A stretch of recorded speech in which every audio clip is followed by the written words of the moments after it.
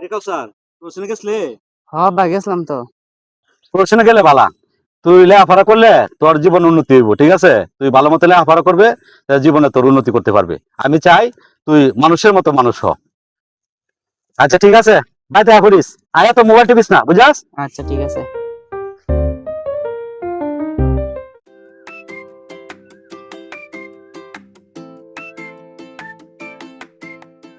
কি রে স্যার আজকাল তুই কোচিং বাদ দেয় বসছস?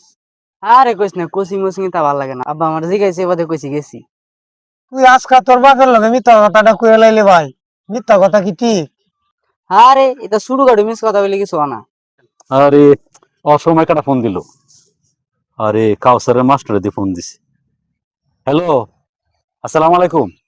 ওয়ালাইকুম আসসালাম। আবসিদ্দিক ভাই, আপনার ছেলে তো কয়েকদিন যাবত ধরে কোচিং আসে নাই। কি কন?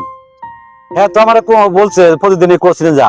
কি আশ্চর্য ব্যাপার, মিথ্যা বললো নাকি?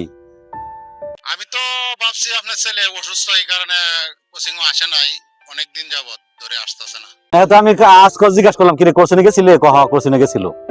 না, আসে না ভাই, প্রায় 15 দিন যাবত ধরে কোচিং আসে নাই।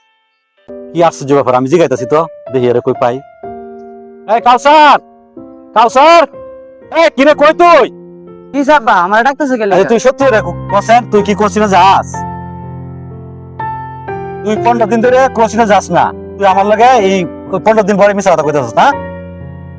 হ্যাঁ আব্বা আমি মিথ্যা কথা বলছি। তোর আমি বিশ্বাস করছি, আর তুই বিশ্বাসের প্রতিদান এই দিলে